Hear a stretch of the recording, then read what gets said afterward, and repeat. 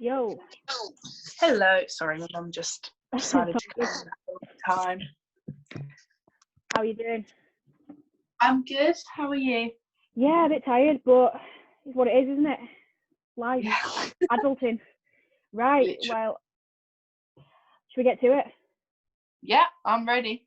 It's pressing, I hope it's press record. Can you imagine? This is like knowing me. It's press record and it won't record. It says it's recording, so fingers crossed. It says it's recording in the corner. Okay, I trust it. Right, so let's get to it. This is my first guest, so this is... Oh, this is exciting. I know it's an honour, so if I mess up a bit, that's why. Oh, it's all right. I Okay. don't judge. Well, anyway, let's get to it. So 3. So welcome to the Barbells, Bikinis and Biz podcast. You join me, Lucy, today, and this is my first ever guest podcast. So I'm a bit nervous, but it's all going to be good. So today I am joined by Ella. You probably know her as L's Fitness, is it, on Insta? Yeah, Els.fitness. Els.fitness. That's what about. Oh yeah, Els.fitness. Oh yeah, that'll all come together now.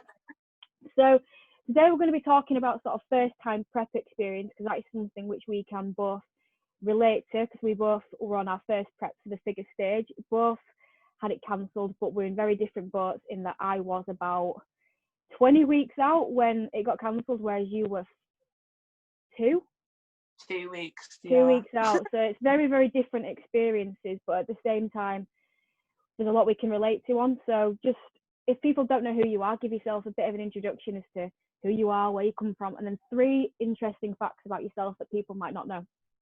Oh, okay. So my name is Ella, and you will find me on Instagram, like you said, as Els.fitness.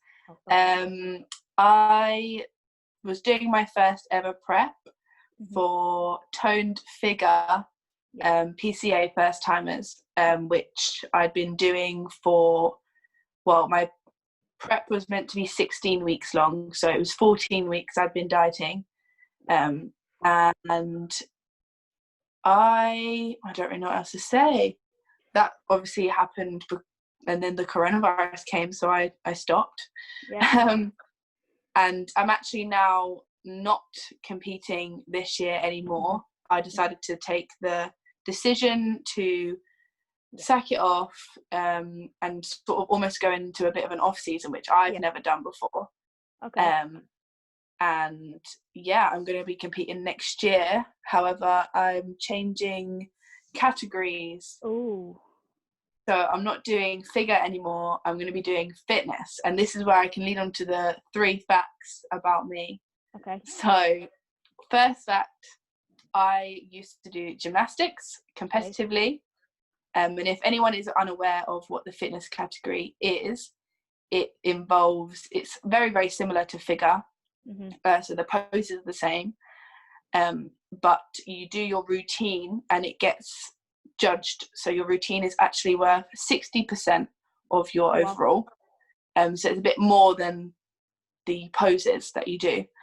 And it's a lot of it involves like gymnastics-y kind of stuff, like dancey things. It's very individual, so you can make it sort of targeted towards yourself. But I think for me, that's a good category, considering my background in gymnastics. Another fact. Oh, I don't know what other facts I can give. I've never broken a bone in my body. No, neither. Actually, I say that. I broke my baby toe. Well, then you have, haven't you? I don't know if I really count that. Can you count that?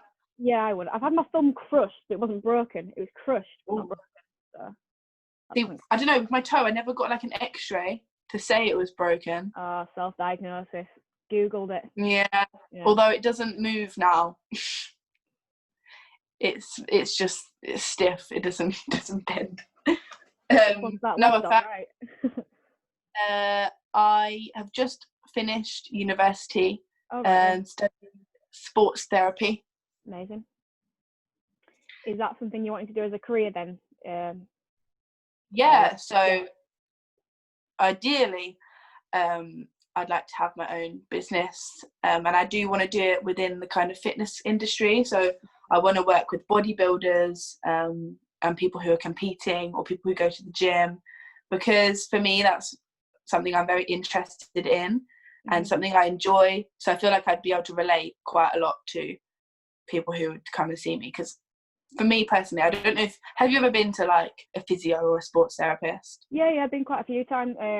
Know quite a few people that have had them. Yeah. But I think it'd be very good to have someone who's actually doing it themselves. Like, Yeah, for all exactly. the people I've been to are sort of past it a bit. That sounds really nasty. And people listening to No, I know what you mean.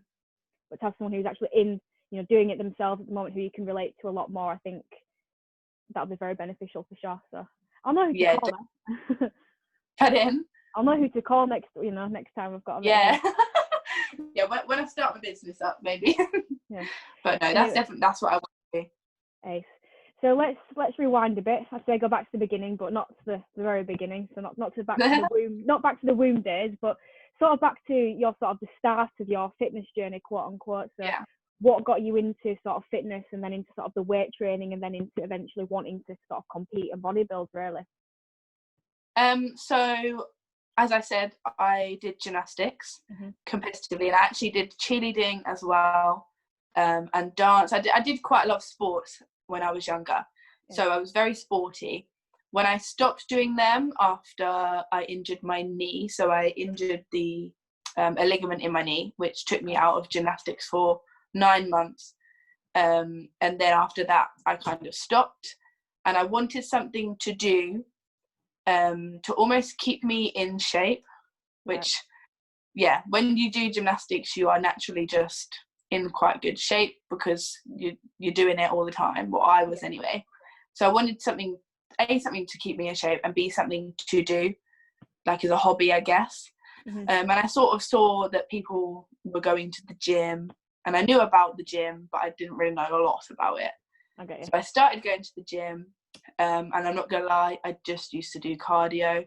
I used to take it in turns on the machines. I'd do 10 minutes on each one, which I look back at now and it's just, I laugh because I hate cardio now. But I used to do that. I used to do a bit of abs sometimes, and then I started getting more into it. I got more into it seriously when I went to uni. So when I first started at uni, I met a friend and we both used to go to the gym together. And it wasn't until someone came up to me and asked me if I was competing. And I'm assuming it was because I was naturally very small and very lean. Growing up, I'm quite like, what's the word? I didn't have a lot of body fat on me. I didn't, do you know what I mean? So I think they asked me that, and I had no idea what it was at all. I didn't know what competing was. I was like, what is that? And I was like, obviously I said no. And that then kind of, I guess it kind of planted the seed in my head to sort of look more into it. I then started understanding what it was, but I was very much like, that's not for me. I don't want to do that. I hate to say it, but I used to look at people and be like, oh my God, they look too muscly. No, I did as well. I did as well. Yeah. They look like a man. That's what I used to think. Yep. And I didn't have that understanding of it, and that was just my opinion. And then say a year or year and a half down the line from there, when I was getting way more into the gym and I was noticing differences, and like I was building muscle, and you almost see the changes, and it's like, wow, and you put this effort in, and I think unless you go to the gym, you don't really understand what it's like to be like, to sort of go. And it's more than just the gym. It's a place to take your stresses out, focus on yourself, and just have time out of any other things that you do. So yeah, fast forward a year or so, and someone who was a personal trainer at this new gym that I joined. So I used to go to a very commercial gym, like the gym. JD gyms. I used to go to JD gyms at uni. And then I moved to a gym closer to me when I changed into my second year, which was like what you'd call a bodybuilding gym. It was full of people who were like bodybuild. And one of the personal trainers in there, who I became friends with, said to me that I'd be good at competing and I should consider it, and have I considered it, like I'd be really good. And obviously when someone's telling you for the second time, like, or asking you about it, it almost makes you think, okay, if someone's saying that, is that like, should I do that? Yeah. And after that I had a couple more people mention things to me, so I kind of, that definitely made me think about it a lot more. So then I started looking into it. I started like looking at the sort of different categories and stuff, but I only really looked at bikini because in my head that's what I thought I would do. I thought you get to choose. I thought you'd go, I want to do that, and that's what you do. So I then looked at, do you know Emma Hindman? Yes, yeah. I found Emma Hindman on Instagram, and she preached about, if you want to compete, you need to learn how to pose first, as soon as you know. And I think I'd kind of decided in my head, well, one day, didn't know when, one day I wanted to compete. Yeah. I'd kind of decided this. So I then thought, right, well, maybe I should just learn how to pose. And it's funny, I used to stand in my room, and I used to Google, like on YouTube, videos of people like on the stage, but I don't think there's many videos out there, to be fair. It's all quite not no. Yeah, like if you search on YouTube or online, you don't get a lot. So I just used to watch these videos of people like really far away on the stage doing like their eye walk or like their poses, and I used to like try and copy. And I used to stand in my room, like in my night like heels out that I used to wear, like, you know, when you go like clubbing, wear my heels, put them on, and I'd like just stand in my underwear and I'd just try and do these poses. So I was like, right, okay, I need to actually learn. So I went to see Emma, and she asked me if I had a coach, and I was like, no. She also asked me like, what federation, what category, and I was like, no, I know nothing. So she helped me. She got me into some positions and told me that she thought I'd be best suited for figure as opposed to bikini, because I have a lot more, like my legs are quite muscly. I hold a lot of muscle on my legs, and she said that it would be hard for me to do well in bikini, just because of my shape. So she said you'd be suited for figure, and I think you do very well in it. So I was a bit like, oh, I don't know. That made me think, do I really want to do this? Because I didn't really like the idea of doing figure. After that, I then looked more into it, and I kind of realised that actually figure is so amazing. And I personally love bikini. I love them all, but for me, I think figure is incredible. I love it.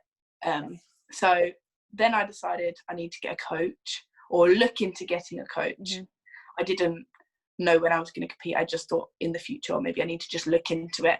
So I was looking on Instagram at coaches, and I was just a little bit clueless.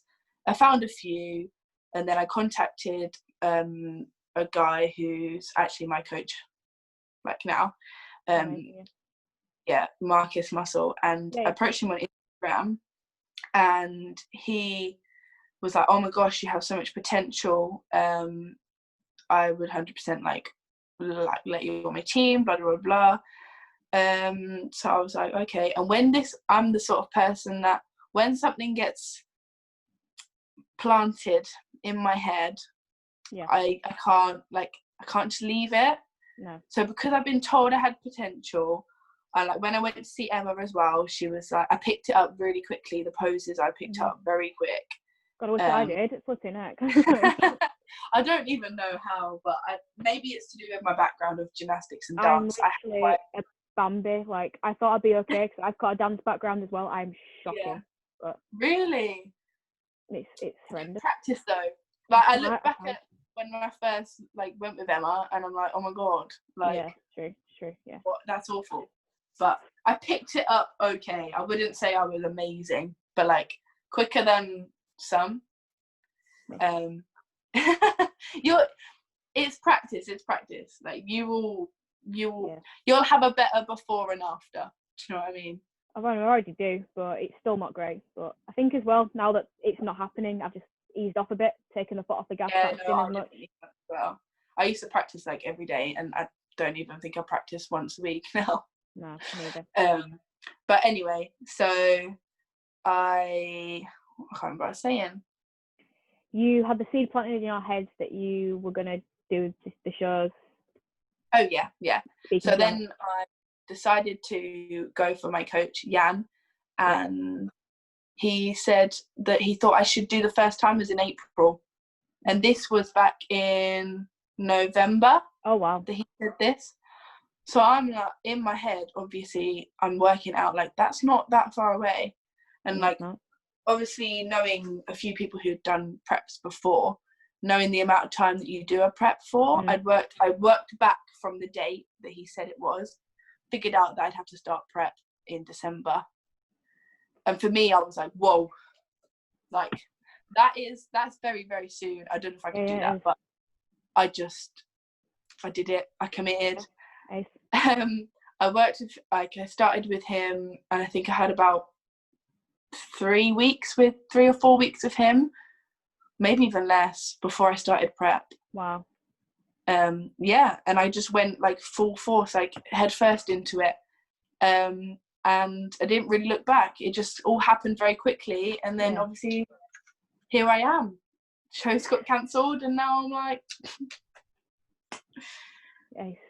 So I just want to talk about the prep itself as sort of a first timer. Had you ever done anything remotely similar, like a sort of a diet? Was it the first time you'd ever actually sort of done a diet? And obviously I'm guessing it's the first time you'd ever done a structured or as extreme sort of diet. So let's just talk about that as to, was it the first time you'd done anything like it, and the struggles, how you found it? So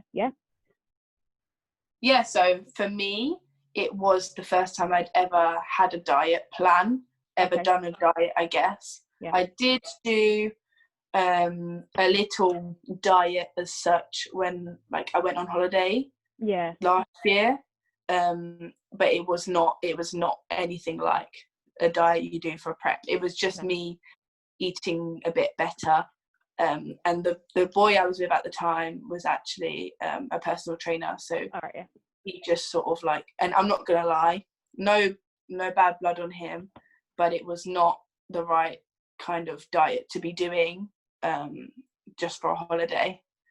I was eating like next to nothing, like chicken and rice, because in my head that was what I needed to eat.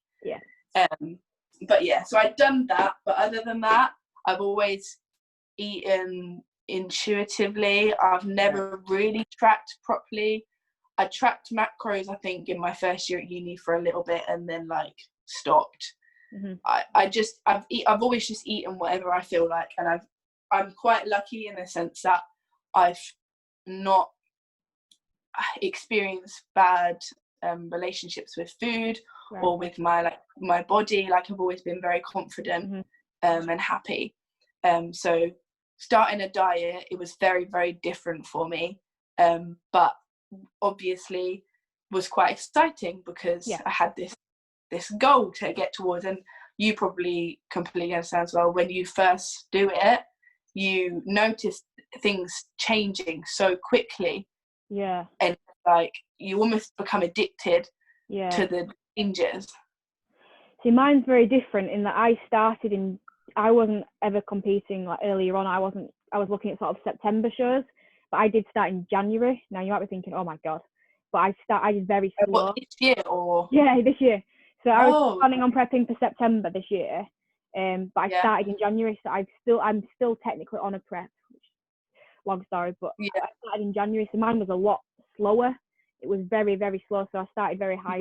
It's only really now that things have started to, but I totally relate to the fact that when things start to change week on week, it's so addicting, isn't it? I was obsessed with waking up and looking at myself in the mirror. It sounds really vain, but I used to love it. No, because it is fast. Like, changes, I think this is what very differentiates a prep from just a diet, in that when things start to get tough, things do change very fast in how you look. And because of the muscle mass, rather than just being lean, you start to see definition you didn't even know you had, and lines. Absolutely. So you said it was a meal plan, is that right, that you were on, like an actual eat this. Yeah. How was that? So how did you find that? How were the foods on that? How did you find it? So for me, when I first got my meal plan, it was exciting and I loved it, and I just did it, like, yeah. And I went from eating random things, having no kind of structure in my diet, to then being given these foods to eat. And obviously I'd kind of been the average person and eating 3 meals a day. That's what I did, with snacks here and there, obviously. To then go from that to having 6 meals a day, I was like, what is this? How am I going to do that? So it was very exciting, and I did notice a massive difference in my training. It really affected my training in a very positive way. I was hitting PBs like here, there and everywhere. It was amazing, and I loved it. Like, I loved going to the gym. I'd have my pre-workout meal, and the diet plan I started on. So when I started with my coach, he gave me the diet plan from like when we started together, and I had things in there like bagels, Pop-Tarts, like cereal. Like, I had a lot of things that I enjoyed. And it didn't change that much when I started prep. It kind of, he added in a bit more cardio, and he changed, like, I think he took like a bit of the food out, but not a lot. And my food stayed pretty much the same for majority of my prep. I think towards the end, few weeks, about 5 weeks, well, 5 weeks out, if we say, like, obviously it wasn't, but what I thought was 5 weeks out, it then started to change. So carbs got dropped, things got taken out. Like, I didn't have like Pop-Tarts and stuff, and I was actually still eating bagels and stuff. But so my food was actually not an issue, and I didn't really need to drop my food very low to see changes. So for me, the diet was great, and I loved following the plan. And there was times when it was difficult because I love food. I wish I could separate my like connection with food, but I can't. For me, food is enjoyment. I love it, and I'm very emotionally attached to food. I think we all are to an extent, though, and I don't think that's a personal thing. I think it's a societal thing. I think we all are, so for sure. Yeah, but no, I did used to find that there were times when I was wanting to eat shit, whatever I wanted, and I did go off plan. I did cheat on my diet, and I will hands up say that. And I don't want to hide the fact that I did, because I don't think that's right, but I did. And it is what it is, and I wouldn't do anything differently. So what actually happened with that then? How far out was that? How much did you cheat? Was it like one extra thing? Was it quite a big thing? And sort of how did you feel about it, sort of going into it and then afterwards as well? So I think all of the bodybuilders out there, if they're listening to this, are probably going to, I don't know, the serious ones are probably going to be like, oh my God, can't believe she's done that. But I cheated on my diet more than once. There was a couple of times when I would dip my finger in the Lotus Biscoff spread, which is not a massive thing, but like, obviously it's not on your plan. So it is like going off your plan. So I did that a couple of times. And then there was another time I ate my friend had made some like Rocky Road, and I had one. And it's like, it's a mental battle, because you tell yourself, your head's going, you deserve it, eat it, it's not going to make a difference. And there's another part of you that's going, why would you do that? You're working so hard, you don't need it. But I'd sometimes give in and I'd eat it. But what I was quite good with was telling my coach, admitting it, and also not feeling guilty about it. Like, if it would happen, it happened, and I'd move on. I'd be like, right, okay, that happened, whatever. I wouldn't change anything the next day. I wouldn't do anything differently. That was it. Like, that happened. And there was another time when I went to America. Yeah. During my prep, which was another whole story. That's mental. But I did very well in America, and I've actually wasn't even my coach is very good in the sense that he didn't say to me, you can't have anything in America.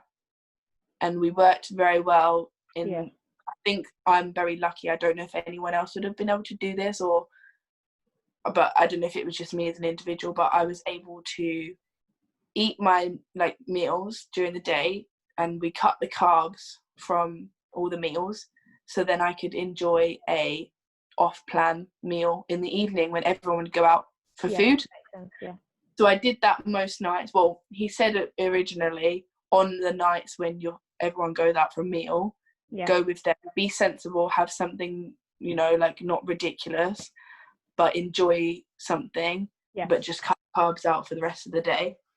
So it ended up being most nights, to be fair, which worked very well. And I actually think I looked my best when I was in America. Oh, wow. Which is interesting. Might have been a bit of the relaxation side of things as well, being a bit more relaxed and somewhere different. And definitely. Happy with that. I think it was. I don't regret it, and obviously people say to me now, well, no, you could have gone to America and you could have had whatever, but I don't think I would look at it like that. No, you shouldn't. I look at it as, I don't know, that I feel very proud that I did that, and I stuck to things, and I had that enjoyment as well as being on prep, which I think a lot of people struggle with. The thing is, it's always going to be there. Like, America's not going anywhere, and the food's only going to get better. So next time you go, there's going to be more stuff. Exactly.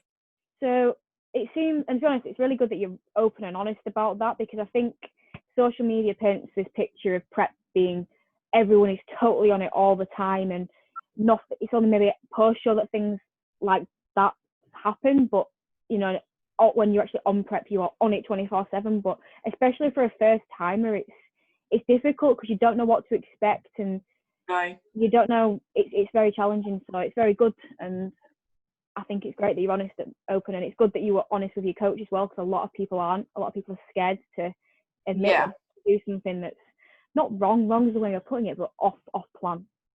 Yeah, that shows a good relationship, and I'm guessing that's why you're still working together now, because things seem to have a good relationship. Yeah, no, definitely. Are you wanting to still work with him then into sort of looking into next year then as well? So I think people need to find the right coach for them, and for me, I work very well with Jan. I'm the sort of person I do like food, and he's helped me in setting my diet at the moment to be able to include the foods I enjoy, and I personally love that. And I know some people who do bodybuilding will say it's all or nothing kind of thing, off season. Like, some people will do their off season like they treat their prep. For me, I can't do that, because I think if it came to a prep again, I would then go absolutely crazy, because I haven't allowed myself to ease off a bit, I guess.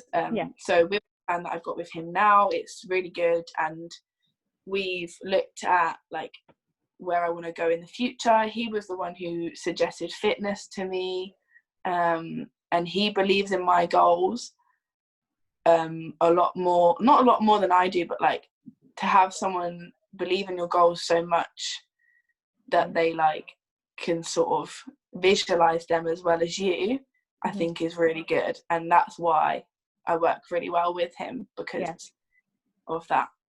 Awesome. So the diet didn't seem horrendous from what you said. Was there anything that was a lot more challenging than you expected? Because from the sounds of things, the diet side of things wasn't quite as bad or as hard as maybe you'd anticipated, but was there anything that was, or you weren't expecting? I think, to be honest, I've obviously made it seem like the diet wasn't an issue, but I think for me the diet was the hardest thing. Right. And where I was at uni, to be fair, that was probably another thing that was very difficult. So doing a prep while you're in your 3rd year of university, doing a dissertation, and especially the course I was doing is very practical. Yeah. I'm sure most people know, like, sports therapy is very hands-on. Yeah. And I was doing a placement while I was in my 3rd year, and my dissertation involved me doing massages and stuff to, like, participants. So I was very active with that, and it did make it quite difficult, especially placement. I was on placement with a rugby team, which I would go to Tuesdays, Thursdays and Saturdays. So I do matches on a Saturday and training on a Tuesday and Thursday, which took up a lot of my time, and it would mean that I'd have to have my meals there, which wasn't an issue. I didn't care about taking my meals places. I would take them. I didn't have any shame. I'd eat them in Tupperware boxes anywhere. Yeah. That wasn't an issue. The issue was rugby players, they like to get drunk. They like to, a lot of their rugby sort of social events and socializing involves eating. And I mean, that's the same for everything, to be honest. But with rugby, they're very much, every training session, they'd eat food after, which at the beginning I would eat as well. So obviously then when I started prep, I wasn't eating it, and it was always the questions like, why aren't you going to eat it? And they didn't mean it in a way, or in a way to be offensive, but they would make comments like, if I came in with my Tupperware box of vegetables and mince, they'd be like, what is that? Why are you eating that? Do you enjoy it? Why? Like, there'd be constant questions. Or on games, I'd go to matches and they'd try and force me to eat something I didn't want to eat, which takes a lot of willpower to not do. And especially when you're in an environment where you're not very comfortable. Like, I was obviously new. I'm not a rugby player. I'm a sports therapist, and I was on placement. Like, I was almost more, I was not seen as, what's the word? Like, I wasn't on that sort of higher level than they were. I was almost a level below, and I got along with them all very well, but then they'd like to sort of make jokes, and I'd be on the coach and they'd be like, why don't you just have this bit of chocolate? Why don't you just have a bit? Go on, like, you know, you want to. And in my head, I was thinking, yeah, I really want to. I really do want to, and I wish I did. But, like, I'd have to stop myself. And I think that was the hardest thing for me, is resisting the temptation from being on placement. Yeah, for sure. So I want to go back a bit to a wonderful day that I'm sure is forever a happy memory for yourself. The day you found out it's game over. Oh God, do you know what? Did you sort of know it was going to get cancelled in your head and not accept it? Because it was obvious everything was sort of all blurry, and then it all just sort of came out. Or was it a total, no, I'm doing it until they say no? So what happened on that day? I think leading up, when everything was kind of a bit, people knew that it was a possibility. Yeah.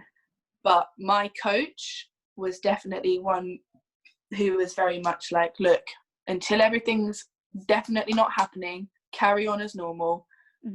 Assume the shows are going ahead, treat it like you would if they were going ahead. Don't do anything differently. Because I kept getting worried. Like, I'd sort of message him and say, oh my God, like, I'm really worried that the show is going to get cancelled. I don't know what to do. And it would stress me out quite a lot. And he'd always come back with, don't stress, they will go ahead. Everything is going to be fine. It will go on as normal. Carry on with what you're doing. So I'd be like, okay, yep, that's fine. So I'd carry on. And then it got to, I remember, obviously I was about 2 weeks out. I think it was a little bit more than 2 weeks out, but it wasn't 3 weeks. It was in between the 2 and 3 week mark. And I remember this few days leading up to it. So I'd do my check-ins whenever he said. So I did my check-in on a Thursday, and he then said, right, I want you to do the next check-in on Wednesday next week. And this was when he'd then dropped my carbs by quite a lot.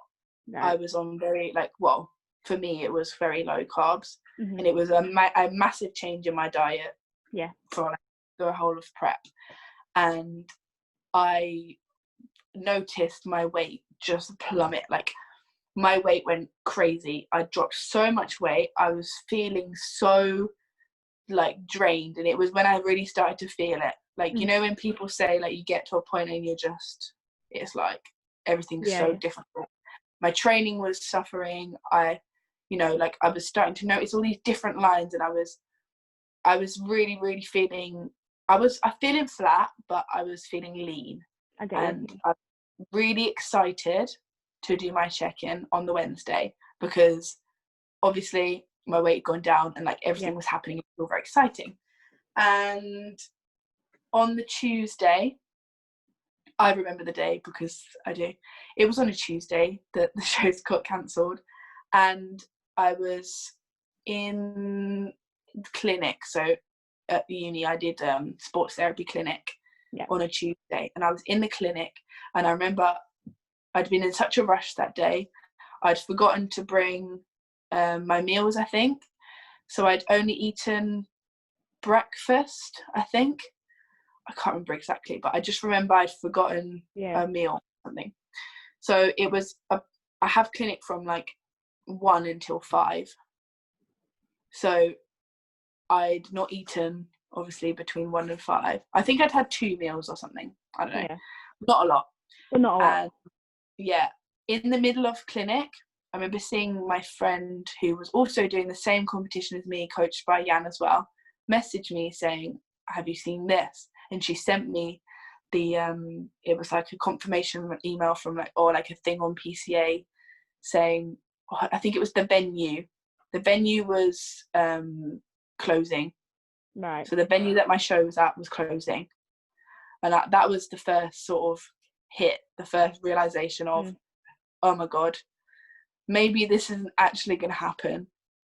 Then after I'd come out of clinic, my coach made a group chat with all of the first timers and sent a voice note, and I think this is what hit me. It was him saying, look, it's looking very unlikely that shows are going to go ahead, and he basically just said it's fine to be like upset, it's fine to be, you know, not really sure how you feel, blah blah blah, enjoy an off-plan meal tonight. And in my head I was like, what? Because on prep they don't just say, oh, I have an off-plan meal. No, so it was so weird to me, and me being the foodie I am, I was like, oh well, I want to eat something, but I almost felt so sick because I was so like upset. And I remember walking along, I called my friend to tell her, and I just broke down into tears in the middle of the town centre, because it hit me that like I'm not gonna do this show. Like, it's not happening. All this 14 weeks I'd worked towards, it's over, and I've not even stepped on stage. And I went to hers, and I got really, really upset, and I don't know, it didn't really hit me properly. I think it took a good week or two or quite a few weeks actually to actually hit me that I was not competing when I thought I was, because I was still in that mindset of prep, but I wasn't on prep. And I tried to do so my coach told me, like, think of it as a really good body recomposition. So now we're in a really good place to push food up, like build muscle to then put you in an even better position for when when the shows get re-announced and you can compete again. But I just, I don't know if you want to talk about that, but after that, it was a shit show. Is that what you did the YouTube video about? Yeah. I mean, we don't have to touch it, but I think, obviously, depends how you feel about it, but I think it was something that, again, would be quite insightful for people, and to show people what actually can happen, because it was basically a post-show, but without a show. And I guess it was harder in the respect that it was more of an emotional response as well, because you were genuinely, obviously, upset because you've given your life to this period of time for it all to be taken away. So there's probably the emotional side of it as well, rather than it just being a, right, I can actually eat now.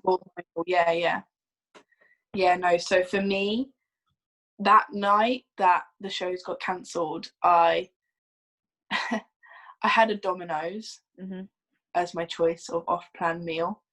I was on my own, and I think I told myself I'd just have one pizza and that would be it.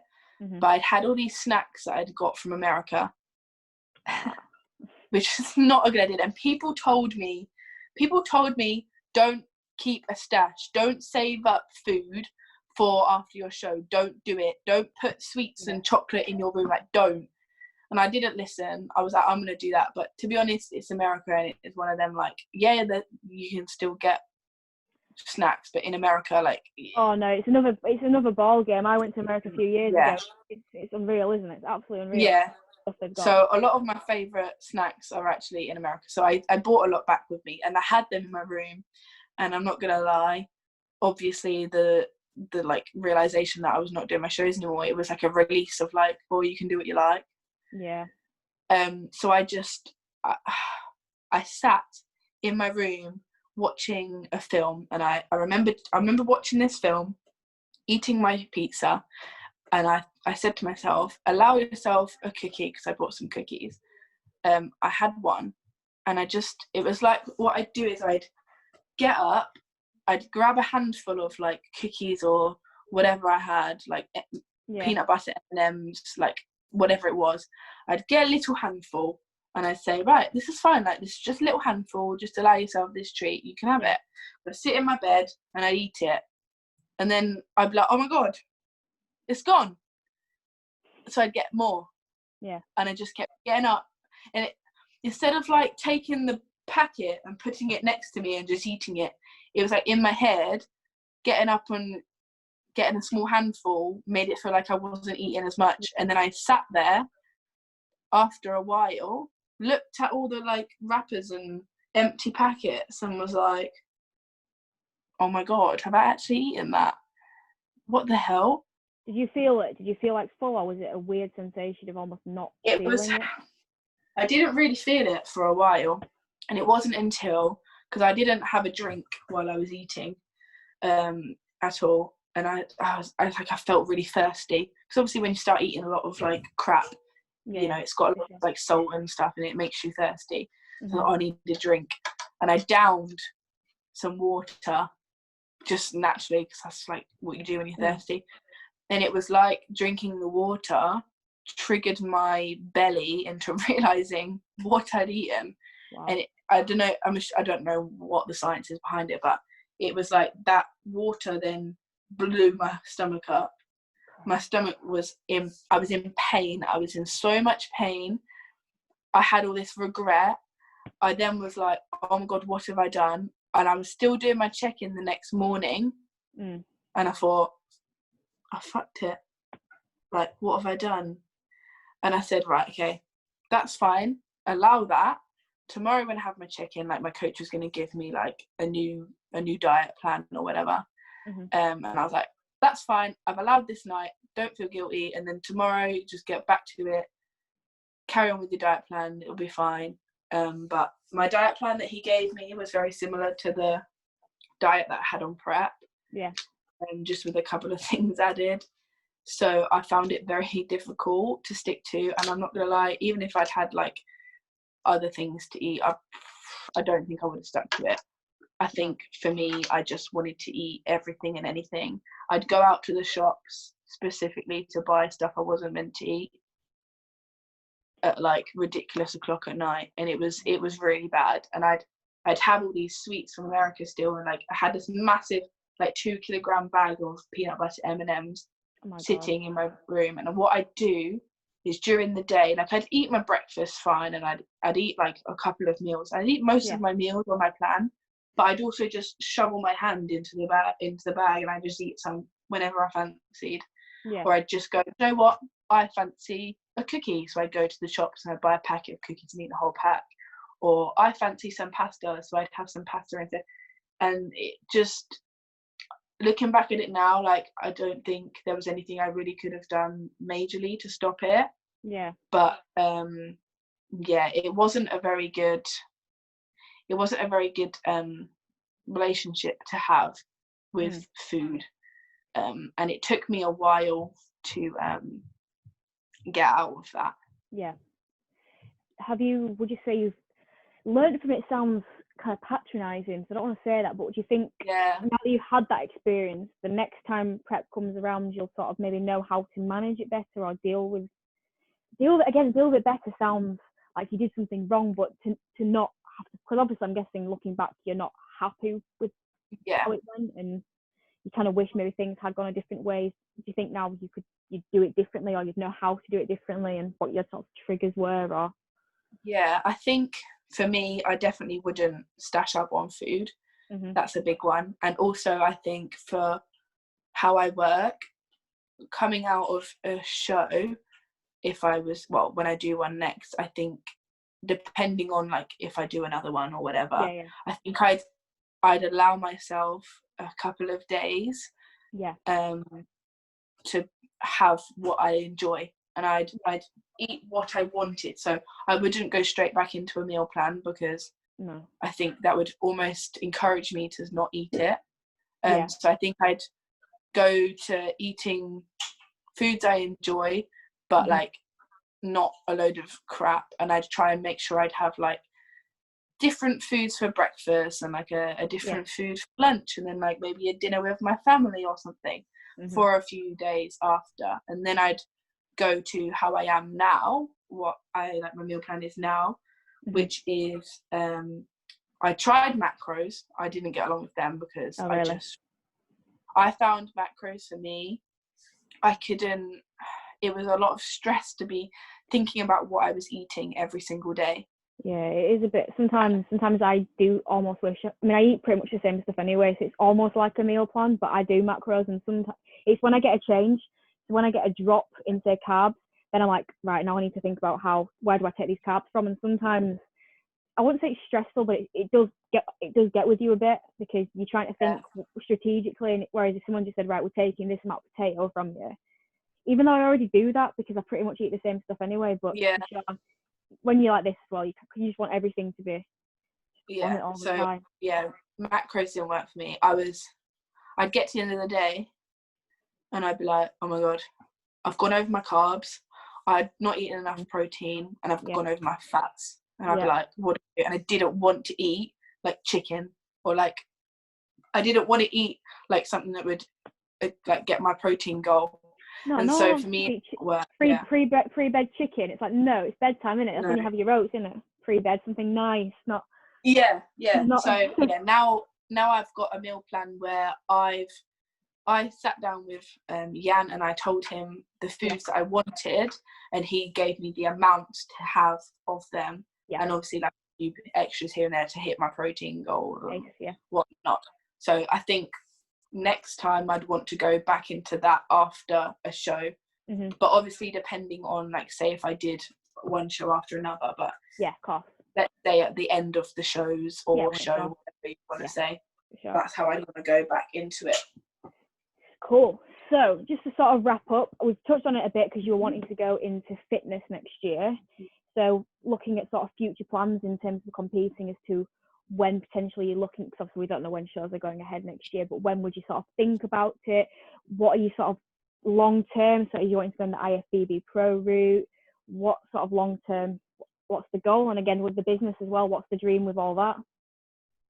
So I think I'm looking at competing around March next year. I think that's the plan at the moment. It just because I wanted something in my head. Yeah, of course.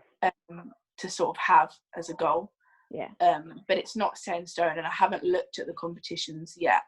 I mean, I don't think there's any point, to be honest, looking at anything but yet. That's in my head what I'm going to do at the moment. And we'll see what happens nearer the time.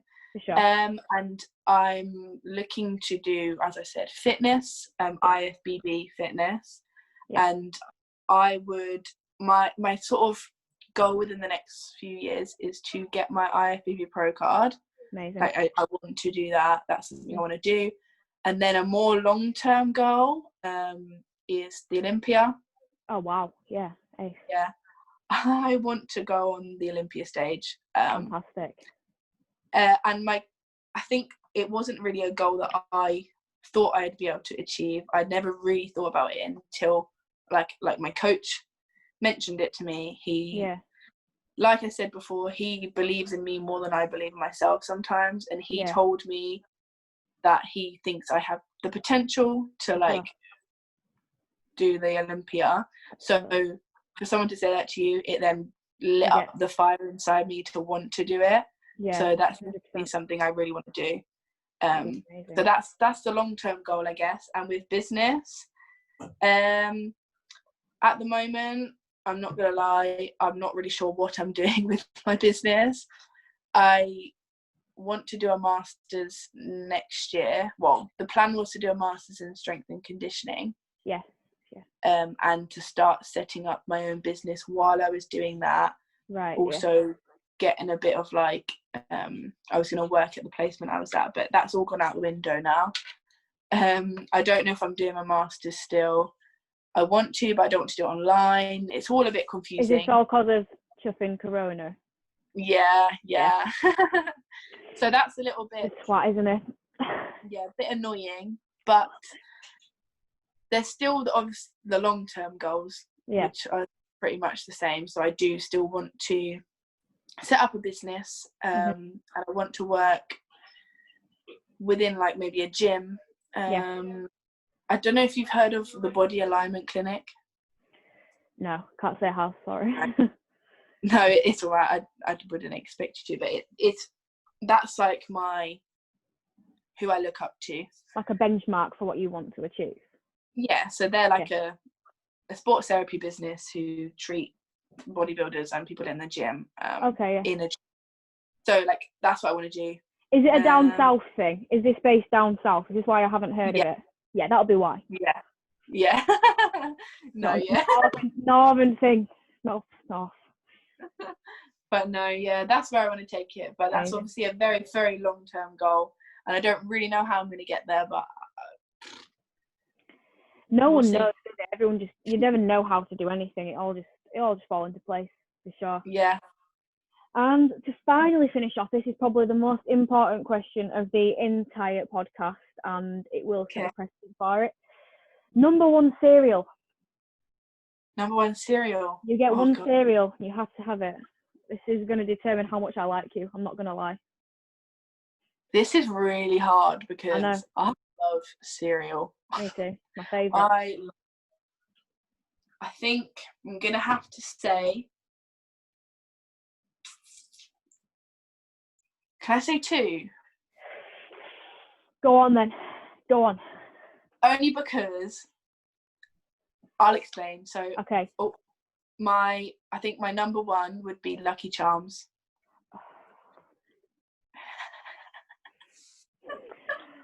Okay. You've got time to redeem yourself with number 2. But when I was in America, I tried a cereal called Oreo-O's. Okay. Now we're talking. And they were incredible. Yeah, but you can't get them in England. You can, but like from an American, they're like £6 a box, and it's like, if they're so good, you'll have a box in like 2 days. It's not worth £6. But.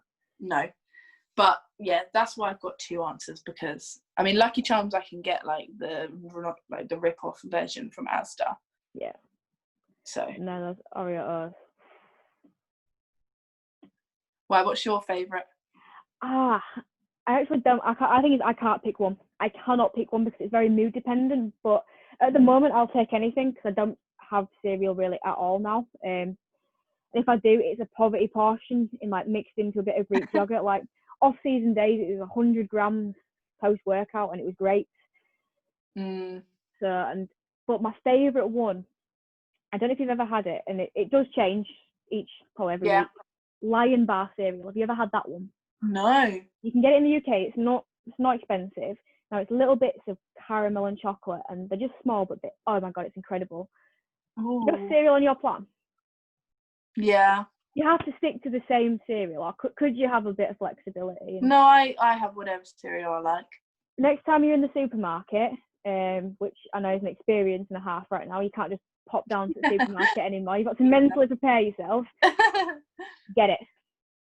Okay. Trust me. Just trust me. You have to send me a picture of what it looks like. It's lying down as a cereal. Yes, I'll send you a picture anyway, and it'll change your life. I promise you. Anyway, thank you very much for joining me on the podcast. It's been a pleasure. You're very welcome. It was a pleasure to be on the podcast. No, it's the first one, and I don't think I've done too bad. Touch wood. No, you've done great. There's no wood absolutely. So, yeah, thank you very much, and yeah, I'll speak to you later on. Thank you for listening, guys.